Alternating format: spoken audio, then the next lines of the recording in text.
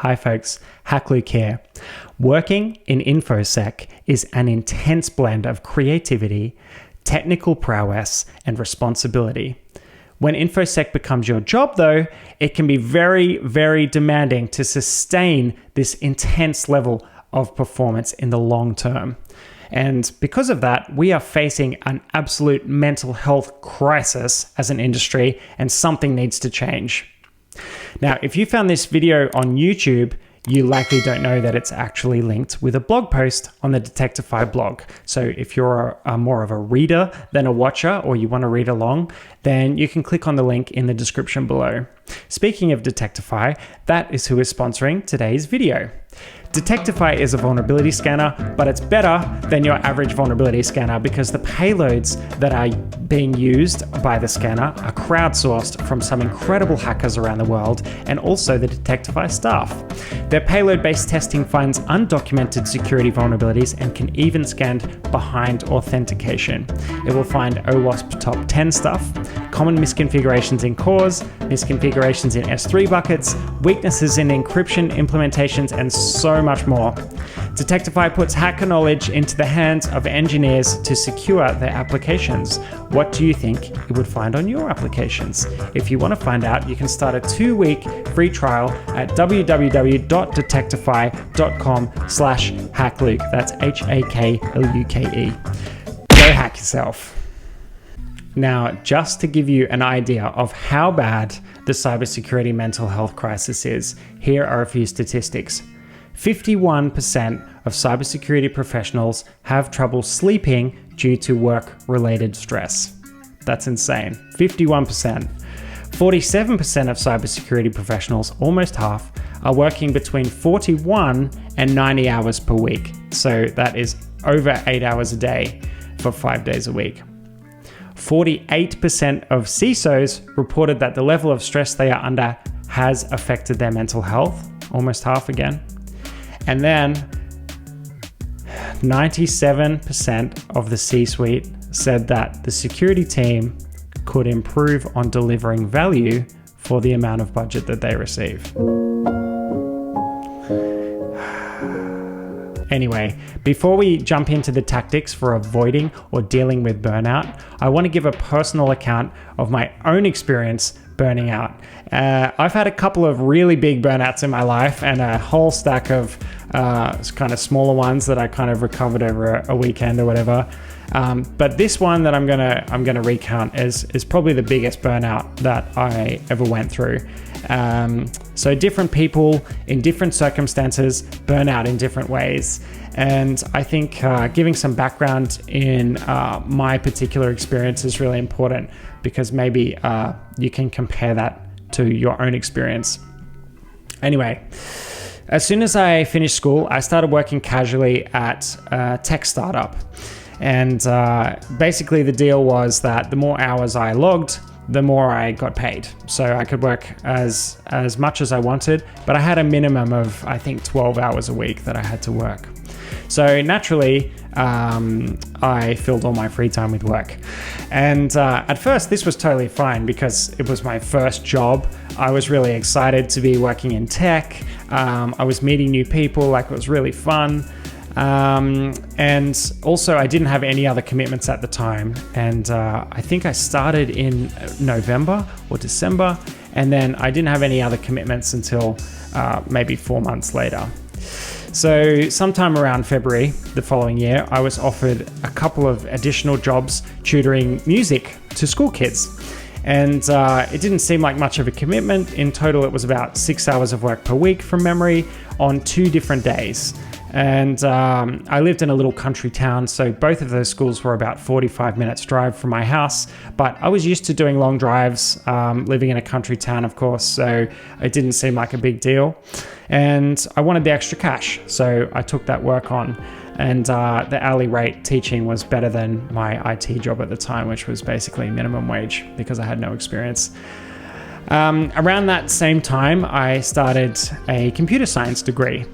And again, the schedule for the computer science degree looked pretty relaxed. Honestly, on paper, I had 4 different units, which is pretty standard for computer science, but then I also had a fifth unit because somehow I made it into the advanced stream of computer science. And that fifth unit was basically an extra assignment once per semester, but it wasn't too much of a big deal. So at this point, I kind of realized that because I had my job and also my music tutoring and also uni, my timetable for the first time ever started to get a bit hectic. But the schedule worked, like technically it worked, as long as nothing went wrong. I had enough time in the week to make all of my appointments, but my calendar kind of started feeling like a game of Tetris. And again, I didn't mind at first because I really loved everything that I was doing. I loved teaching music. I loved having my first job in tech. I was suddenly at university and all the things that come with that, meeting new people and everything. It was really, really awesome. But slowly, after a few months, after 6 months, a year, I started to kind of just become tired and unfocused and unmotivated in all the things I was doing. And then, as more time went on, I started deteriorating further. I started resorting to drinking like energy drinks to stay awake during uni lectures, and they didn't even work. So I'd have a mother or two mothers before I went into a lecture, and then I'd still fall asleep in the lecture. Because I think it was one of the few times that I wasn't in like hyper focus mode. I was just kind of sitting there listening to someone talking. It was I would always fall asleep. I made a habit of crashing on my mate's floor. He lived on campus at the uni, so it used to save me 90 minutes driving home and back again, which was especially during exam time and when assignments were due. That was crucial minutes to get the assignment done. But yeah, I was just sleeping on the floor. I wasn't really looking after myself, and we typically had instant noodles for dinner. And my car boot kind of became my secondary wardrobe. I always had a few changes of clothes in there. And yeah, by this point, the time that I did put into my work and my study was very unfocused. And I'd sit down to do work, and I kind of would waste a lot of time doing random stuff. For example, I binged every episode of NCIS during that time, but somehow I was only just scraping through every assignment submission deadline, and my performance at work was pretty average too. I started staying up late at night to finish these tasks, like assignments, especially assignments, and studying for exams. Not because I wanted to, I just had deadlines to hit. And that became more of a habit. I started realizing, I've got all this time at night that I can use. And each day kind of started bleeding into the next day.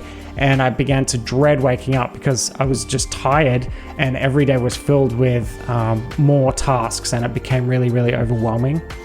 And to make things even worse, because I was stressed and always at a computer, I started developing really bad wrist pain and neck pain and shoulder pain, and it worsened whenever I typed on a keyboard. And of course, I was typing on a keyboard for 12 plus hours a day. Anyway, I lasted 2 whole years before I reached an absolute breaking point and was totally burned out. And I was kind of I started daydreaming at this point of ways that I could get out of all this stress I was under. And I received an email out of nowhere from my old school music teacher that I hadn't seen for 2 years at this point, or a bit over 2 years. And they were telling me about some openings in this 1 year kind of intensive music course just for 1 year. But it was interstate. It was about 1,000 kilometers away from where I lived at the time. And it was in this tiny country town with really not much in it.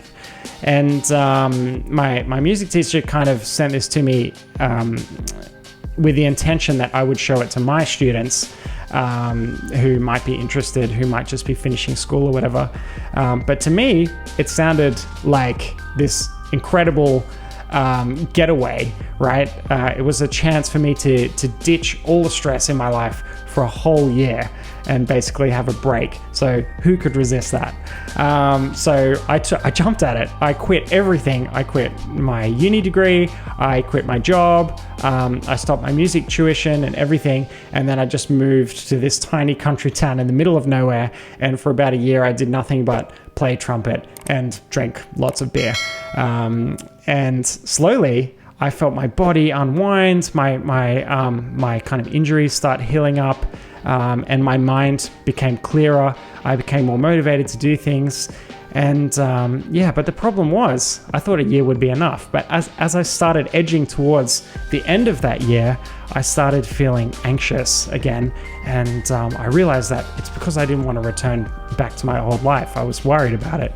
So mostly to avoid that previous life, I ended up moving back to Sydney. But instead of going back to that, I did a whole music degree and basically became a musician for the next 5 years. And as it turned out, the musician life led me to a whole other burnout, but that's for a different video, I guess. And the point is, though, it took me 5 years to recover enough from this tech burnout to the point where I wanted to get back into tech. 5 years. And I had an awesome time in those 5 years, pursuing music. I met my wife in that time. I went on some really fun tours. I met a lot of people. I learned a lot of stuff about music, but so I don't regret it. I regret absolutely nothing about it. But then again, there is a small part of me that sometimes wonders how much further I would be in my tech career and how much further I would be financially if I didn't take those 5 years out and if I didn't burn out in the first place. And, I feel like I'd be a lot further in my career. So in my unfortunate experience of burning out multiple times, I learned a few things about avoiding burnout. So if your goal is to feel motivated and inspired, ecstatic, focused, productive, then stress is the ultimate enemy. Stress is a perfectly normal human reaction, and it's played a key role in human evolution. But for most of human existence, these moments of stress that we've had have been short and they've been rare. Like when a saber-toothed tiger's gaining on you through the desert, or something like that.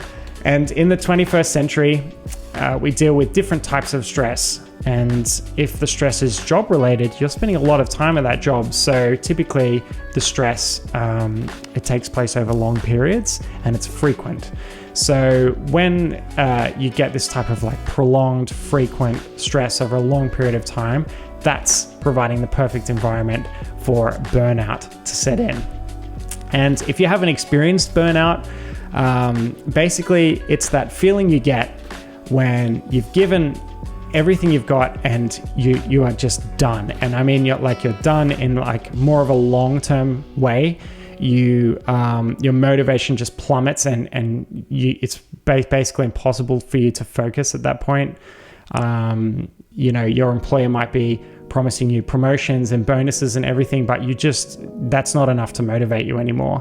And this kind of dread, this feeling of dread sets in, and you start daydreaming about, desk flipping and, moving to the middle of nowhere, living off grid, or telling your boss where to stick it, But actually, burnout is a lot more than that, because burnout is a result of long-term stress. Stress is really bad for you in so many ways, and it's actually linked to a heap of other conditions like depression, cancer, insomnia, which is the inability to sleep, eating disorders, anxiety, panic attacks, obviously back, neck, shoulder, wrist pain from being stressed and sitting at a computer all the time. It compromises your immune system, so you're more likely to get colds and viruses, things like that. It can lead to circulatory issues, ulcers, diabetes, increased risk of infection, and even heart problems. And I did read one study while I was researching for this video, and it actually said that prolonged stress decreases your life expectancy by 2.8 years. So not only are you opening yourself up to a huge array of crippling health conditions, you are literally shortening your life too. So it's just not worth it. Now, typically people want to be productive, and they often unknowingly conflate stress with productivity. And I get this myself, right? It's easy to feel as though you aren't being productive unless you're stressed because you don't feel like you're trying hard enough or something. But thankfully, this is totally false. In fact, stress hinders your ability to perform at your peak. It just doesn't feel like it. So peak productivity is achieved in a stressless state that has been dubbed flow state. And you've probably experienced flow state before. The feeling of intense focus and clarity and just complete absorption in the task at hand. Time passes really quickly when you're in flow state, and you have this sense of ecstasy, right? And creativity comes really naturally to you, and or any kind of distractions that you have just fade into the background. And if you're a hacker, there's a good chance that you may have experienced this state while you've been hacking. I would probably say that maybe I experience flow state like 5% of the time that I'm in front of a computer. And unfortunately, it's usually late at night when I've been drinking coffee and I've got headphones on. But it's one of my favorite things ever. And I just wish that I could experience this more often. And wouldn't that be nice? Well, maybe we can experience it more often. Now, the term flow state was popularized by two positive psychologists, and I'm not going to try and pronounce the names, but you can read them in the blog post if you wish. And they studied the flow state by interviewing a bunch of super high performers from different disciplines, including athletes, surgeons, ballet dancers, chess champions, and more. And while they were doing the study, they made some really interesting observations about flow state. And they found that flow state is easiest to achieve when the person who wants to experience flow state is completing tasks that are challenging or engaging, but not too difficult. They're completing tasks that they're good at. They are focused on the process rather than the final product. So for example, if you're a coder, you'd be focusing on what you're coding right now, not necessarily thinking about the final product. Obviously, another one is that there are no interruptions or distractions whatsoever. And also you're focused on a single task, so not multitasking. And when I think back to every time that I've been in the flow, like I said, I'd often experience this late at night. So there are no distractions. There's no one else in the house unless they're asleep. I would be completing something that I'm good at, like coding, and the task is not too hard. It's just in that sweet spot between boring and too difficult. And I'm focused on a single task, and there's no Slack messages coming through because it's like midnight. It's just me and this single task. So that's really interesting. It's really nice to kind of read about a study that's taken place there and kind of have that affirmed that's quite a normal thing. Now, just think about this, consider this. What conditions would induce the opposite of flow state, whatever the opposite is? And we could deduce that those conditions would be tasks that are either boring or too difficult, focusing on the final product rather than the current task. Okay, so the opposite to before.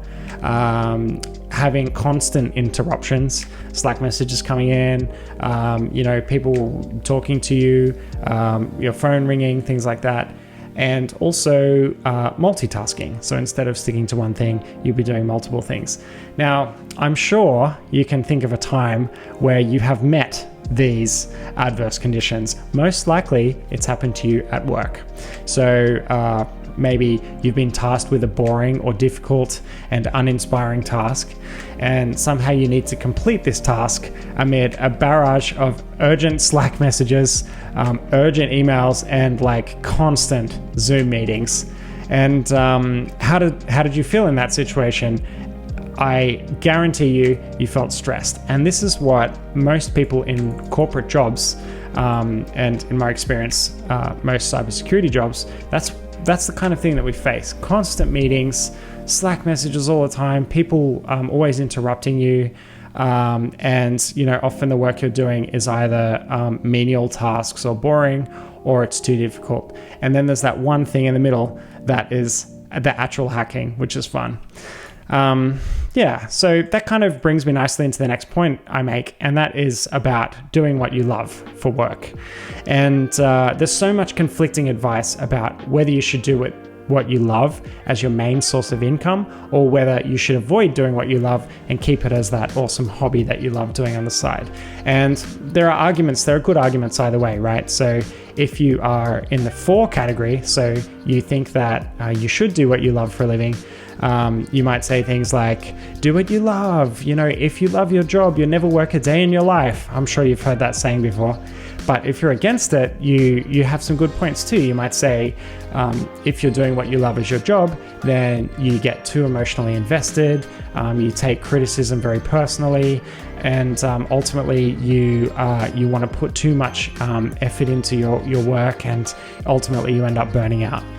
So I think that the reason there's so much conflicting advice about whether you should do what you love for work or not is because the question is not very clearly defined. For example, do I love pen testing?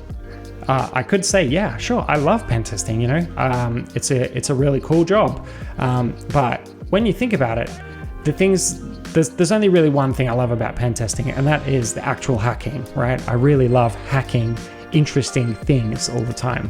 That's really fun that I get to do that as a job. But there's a whole bunch of stuff that comes with that I actually really don't like about pen testing, like deadlines, writing reports, dealing with bad clients sometimes. I don't really like being on customer site. I prefer working from home.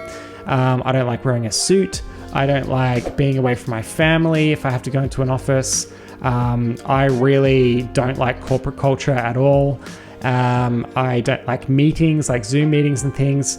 I don't like it when I give advice on a pen test and it just gets ignored year in, year out. And I don't like performing tests that are just, compliance kind of checkbox tests where they're literally just getting the test so they can check a box rather than because they actually care about security. Makes you feel worthless. So do I really love pen testing, or do I just love hacking interesting stuff, right? It's totally possible that someone thinks that they love the career that they're in because there's this one aspect of that career that they like. For example, you like hacking, but it's easy to just be blind to the fact that actually you're spending most of your time doing things that are not what you love as part of that career. So you might think that by pursuing a career that you think you love, such as pen testing, then you won't burn out because you're doing something you love. But actually, you need to look at break down your day into minutes and see how much time are you actually spending doing the things that you love, and how much of it is just like other garbage, right? And another thing to take into consideration is that the things that people love and hate change constantly, right? So when I was 15, I thought that coffee tasted like dirt. But now I drink coffee all the time and I love it. A couple of weeks ago, I was really enjoying learning stuff about AWS, right? I'm on a bit of a journey at the moment to learn about working with the cloud more.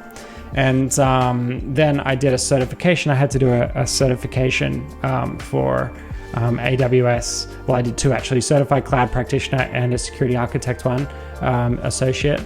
And I left it too late to study, and I ended up having to cram a 26-hour Udemy course to pass this AWS certification. So I ended up watching 26 hours worth of Udemy course about AWS in like 2 days.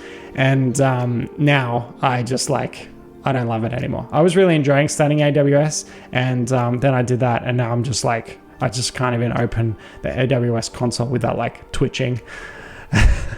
If you sit down and eat 28 cakes in a row, you might love cake, but if you eat too much cake, eating another cake is horrible. You don't love cake anymore. And, right now I love hacking, but if I hack for a week straight on 4 hours sleep each night, then all of a sudden I'm going to start hating hacking.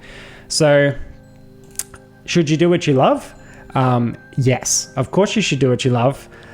You've only got one life to live. You would be crazy not to spend as much time as possible doing the things that you love. But it's important to pinpoint exactly what you love in that particular moment, right? So right now, I'm really enjoying making a video, and that's awesome. But, the best thing for my YouTube channel would be to make a video every day and release it. But if I went to make videos every day, I would start hating making videos, and ultimately I'd burn out on that and I'd stop loving it. So I'd be spending less time doing things that I love. So to avoid this, because it's really easy to kind of to start doing that, right? You start a job or you start a project or something and you think you love it, you spend too much time on it and you burn out. So to kind of combat this over the last, 5 years or so, I have slowly set up my life in a way that I've got loads of different things going on at any one time. And I try to never focus on one of them long enough to burn out on it. And as soon as I start detecting signs of burnout or stress, I drop what I'm doing and I pick one of the other threads up. And I'm constantly asking myself if I love what I'm doing right now. And if I don't, if I start getting frustrated at something, or I can feel myself getting tired and sick of something, then I drop it and I do something else. And that allows me to remain interested and motivated more often. And in order to achieve this freedom, I had this realization, a couple of years ago. I needed to quit my job, because when you're working for someone else, then they tell you what to do. And the things you're doing might be cool, they might be fun, but ultimately, if you want freedom over what you do, what you spend your time on, and what you want to do, you have a lot more of that if you work for yourself. So that's what I did. And it took me a long time to kind of prepare for that and to make the leap and build up a bunch of savings so that I could do it safely and everything. So I'm not saying that everyone should do the same, but if you're in a job that is literally shortening your lifespan and making you sick because you're stressed, then it's probably not a bad thing to think about either switching jobs or quitting a job and freelancing if you're in a position to do that. So these days I'm spending my time kind of switching between, I freelance pen testing gigs, I'm creating videos and blogs like this, I'm doing bug bounties occasionally, I'm coding open source tooling and private tooling for myself, which I really enjoy. I'm also obviously running my own business, so I've got a bunch of business admin to do. And also I'm splitting my time between stuff that isn't productive, like, hanging out with my family, taking my daughter to play groups, spending time with my wife, and all of those awesome things that I also get to do in my life. Now I want to start talking about prevention and I guess curing burnout. And as you can probably guess, the best cure is prevention, right? So the thing about burnout is it's a bit like sunburn. By the time you realize you're sunburnt and you're out in the sun, it's probably too late. You're probably absolutely burnt to a crisp. I realize that analogy probably won't work for a lot of my viewers, but in Australia, that's how it is. And the best way to cure burnout is just to not get it in the first place. And the way that you do that is you need to be very aware of early signs of burnout and stress. And that's what you watch out for. So some early signs are constant tiredness. So that feeling where, you wake up in the morning and you still feel tired, or, you just, you've got this like cynical negative outlook. So you kind of find yourself seeing the negative in everything. You've got mood swings, you're irritable. You might have difficulty focusing on tasks. You might feel anxious, and either the thing you're feeling anxious about is not really worthy of feeling anxious about, or you're just feeling anxious and you don't know why. You'll have a total kind of loss of enthusiasm for work, or maybe you do some days. That might be a sign that, sign that you need to slow down. You might have difficulty sleeping, especially if you're thinking about work in hours that you're not working, when you're trying to sleep. You might have physical ailments that aren't healing very well because you're tired. Like you might cut yourself and it gets a little bit infected and it just takes ages to heal. You might be relying on substances to keep you kind of motivated and working. That doesn't necessarily mean illicit substances. You could be drinking a lot of coffee for the caffeine, or you might be relying on a bit of alcohol after work to like chill you out. Or maybe you've got headaches every morning and you're taking painkillers every morning. That's not normal, and it's likely caused by stress. Obviously, if you've got headaches all the time, go and see a doctor. But it's bad to rely on substances. You want to feel good without any substances, right? Another one is like you feel like a failure. You kind of doubt yourself. You feel helpless. You're upset, crying, or any kind of like extreme emotional feelings. That could be a sign of burnout. So what do you do when you start feeling these things? Or if you're already 100% burnt out and you feel like you need to get back on top of things, well, here are some tips. Some of these are kind of things that I found helpful for myself. Other ones, I did a bunch of research online. I found some articles written or advised by psychologists and professionals and things. But obviously, the best thing you can do, especially if you've already hit a wall, is go and see a professional about it. Don't listen to some random YouTuber. Don't read some random blog posts. Go and see a professional about it. That's the best thing you can do. But some pretty common sense things you can do. Sleep more is a big one. So my general rule, if I'm feeling burnt out, is I need to go to bed early enough that I wake up before my alarm. So if I'm waking up to an alarm every morning, it means that my body hasn't had naturally enough sleep. So I need to wake up before my alarm.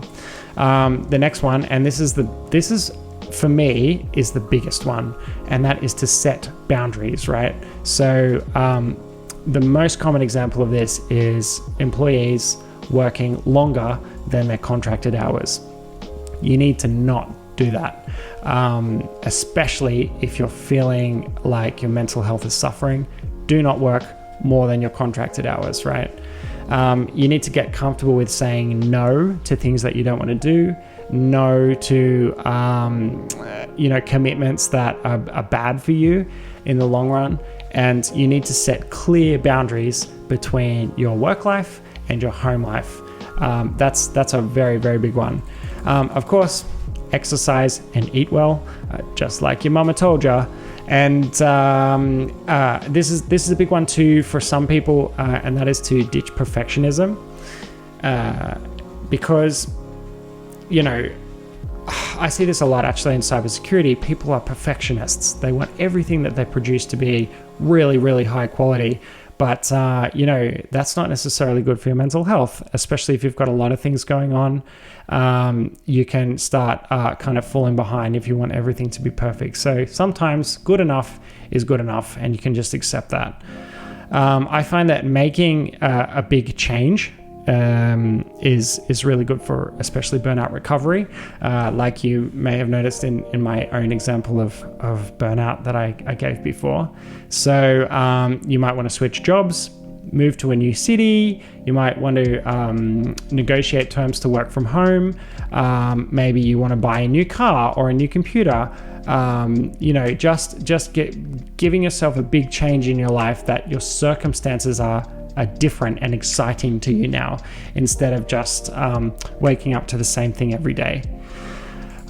Here's a big one. Use your annual leave. So you've earned that. It's in your contract. You should use it. And when you're on annual leave, leave your work phone at home, or if you're at home, don't leave it at home, switch it off. You want to stay well away from anything to do with work on your annual leave. That is your time, and that is a boundary that you need to set. No one can contact you when you're on annual leave. Get some time in nature. That really helps me. Swimming, going for a swim at the beach is just amazing. Going for a bushwalk, and especially going camping when you sleep outdoors and you look up at the stars and everything, it just kind of resets me, and it gets my brain totally detached from computers, which is really important for me. Also, a big one is awareness. So a lot of people start burning out, and this was me when I was younger. I guess because I hadn't experienced like a full-on burnout before, I just thought that like maybe I was a bit tired and I just, a bit in a bad mood that day or whatever. And then it kind of like creeps up on you, and then you're like always in a bad mood and you're always tired, and you're like, oh, it's all right. I'll just have just sleep this weekend more and it'll be fine. But actually like it is possible to go beyond that point and really ruin yourself. So be aware that burnout is a thing and you are at risk of getting burnout. And there's actually, I'll put it in the video description, but it's also in the blog post. There's a link that you can go to, which is like this quiz that you fill out, and it rates your burnout risk. And I thought that was really cool. But you can go to burnoutindex.yerbo.co. So burnout index is one word, .yerbo.co. And fill out that quiz and just take a look. Actually, it'd be really cool if you fill it out. I'd be really interested to see what your results are. So maybe you could post those in the comments. Now, I wanted to go through these traps, right? These situations that I have seen so many people fall into, where they are fine and they think they're not going to get burnout, but then they have this this mindset that ultimately leads them down a path that can only go one way, and that is straight to burnout. So it's good to be aware of these, so that when you come up to one of these situations, you might be able to kind of recognize that early. So trap number one is living for the future. So as your career progresses, it's very easy to fall into the trap of always striving for the next best thing, right? First, you're happy to get a job at all, especially if it's in the career that you want, but it's not long before you suddenly have your eye on your manager's position or some other position that's a bit higher up. And after a year or two, maybe, you finally get promoted, but you barely stop to celebrate before you have your eye on the next best thing, like your senior manager role or whatever. Now, it's really easy to think, I'll just overexert myself just for this 6 months, just for this year, until the next performance review, and then I'll get this next promotion, and then finally I'll be happy, I'll be content. But it's a trap, right? Because there is always another level, and as soon as you get to that next level, you start striving for the next best thing, for the next best thing, for the next best thing. It's like when you start looking at buying houses, and you go, oh, okay, I can buy a house that's $500,000, and you're like, okay, cool. Wow, these houses are really nice. But if I just stretch a little bit further, if I just stretch to that 600 mark, I can get way nicer houses. And then you save up enough to buy the $600,000 house, and then you're like, ooh, but look at these $700,000 houses, these $1 million houses. It's very easy to kind of keep stretching yourself, and that's what you're doing here, but in a career. So try, if this sounds like you, the way out is to try to replace that cycle with gratitude for what you have now, right? Instead of focusing on what you don't have yet, focus on how far you've come and congratulate yourself for getting to your current state, because you deserve it. And it's very easy to kind of look at the grass on the other side and sort of and feel want for that, but ultimately it's so much better to just be content with what you have now. That doesn't mean you can't strive for things. It just means that you can be completely happy in yourself, and in your life with what you have now. You just recognize that, and then anything else that comes along is a bonus that you can be happy about. You don't need to keep striving.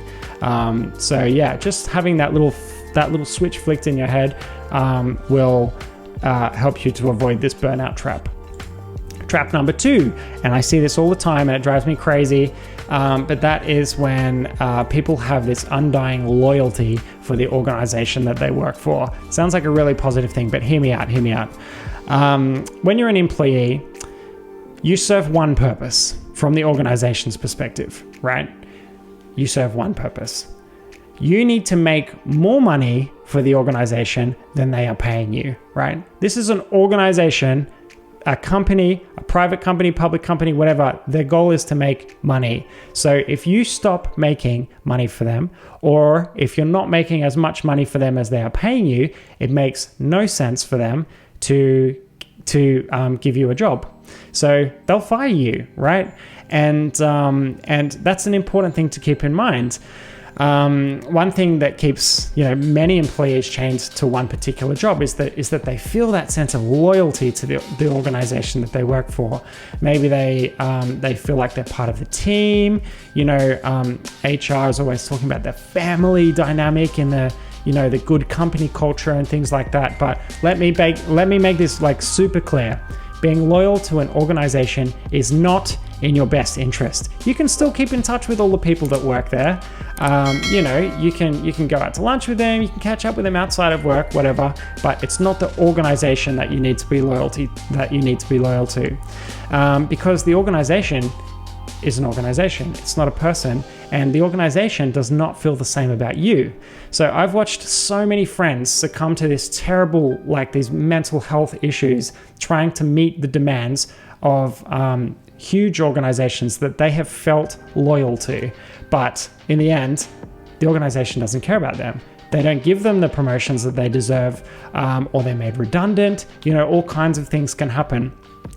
But you should always be open to considering new career opportunities. Mark yourself as open to opportunities on LinkedIn. If your employer asks about it, you can just say, I'm always open to new opportunities. If someone comes along and offers me $500,000 more in salary, I'm going to take it. Have you got a problem with that? It's perfectly normal. And in this day and age, people change jobs all the time. No hard feelings to anyone. You don't need to be loyal. And no matter how much you love your current role, that's the case, right? Always be open to new opportunities. And if your own mental health isn't a good enough reason to forego your undying loyalty for an organization, you need to check out this Forbes article, right? And I'll link to this in the description as well. But basically, there was some research done about how to kind of maximize the salary that you earn. And they found that people who switch jobs every 2 years or less earn 50% more than those who over their lifetime, or I think it was over 10 years actually, they earn 50% more than those people who stay in a job for over 2 years. So nobody is going to reward you for staying in one company for a long time. In fact, it will slow your progress, right? So always be open to opportunities. Trap number 3, and this is a big one, and a lot of people talk about this, imposter syndrome. Which is the feeling that you are not good enough compared to your peers. You feel like you're an imposter. And that can cause you to overexert yourself because you feel like you need to work hard to catch up with your colleagues all the time. And I want to write a whole other blog and do a whole other video about dealing with imposter syndrome. But in a nutshell, you made it through the interview process, the hiring process, and you were chosen over a bunch of other people for your current role, most likely. Your employer hired you because they feel that you were the best person for the job out of all the other applicants. And the only difference, even if you don't have the experience or the knowledge that other people have, the only difference is exactly that. It's that they have knowledge that you don't have. And the good thing is, knowledge is obtainable by anyone, right? You can always obtain knowledge. You were chosen for this job. You're meant to be there. You're not an imposter. You're actually this valuable, incredible human who has immense value to offer the world, right? So don't worry about imposter syndrome. I know it's not that simple. You can't just like switch it off, but seriously, it doesn't matter, right? Just be prepared to let yourself be happy in your current role and let yourself feel that you're meant to be there. And instead of going, oh, everyone's better than me, oh, this person knows more than me, blah, blah, blah, blah, blah. When you walk into work, look around at your colleagues and think, we are all masters of our own craft, and I'm meant to be here. We're all meant to be here. We're all kind of a team playing together to achieve one goal, and I'm not an imposter, right? Okay, cool. Now that that's out of the way, I just got some concluding remarks, and that is that basically I want to make sure that every cybersecurity professional is valuing themselves enough. So as a cybersecurity professional, especially now, you are in extremely high demand, right? More than ever, cybersecurity professionals are in very, very high demand. And that is great for you because it means that you don't need to settle for a job that negatively affects your mental health. You don't need to settle for a job that doesn't pay as much as you want it to pay. You can get everything that you want as a cybersecurity professional, and you should not settle for less. And if you feel like the current role that you're in is jeopardizing your mental health, you need to tell someone within the organization that that's happening. Speak up to management. Go to HR if it's an organization that has HR. Speak up to your HR person and tell them what's going on. Say, look, I'm struggling. These are the reasons why. This, management's putting too much pressure on me. I'm being assigned too much work. I'm getting assigned a bunch of boring, menial work, and I feel I'd be better suited doing this other thing. Whatever it is, speak up about it. And then if once it's in the hands of the organization, if they don't do anything about it, leave your job. Go somewhere, like obviously don't put yourself in a terrible position where, you're homeless or anything, but start searching for new jobs, start being open to other opportunities, because it's not worth risking your own health and your mental health and even your happiness or your time for an organization that does not respect you, right? It is so important to work where you love, where your time and your mental health is respected, and where your daily tasks bring you joy. Right. Thank you so much. I hope you got something out of this. And if you haven't already, check out the blog post in the link description. Like and subscribe if you enjoyed this video, and I'll catch you in the next video.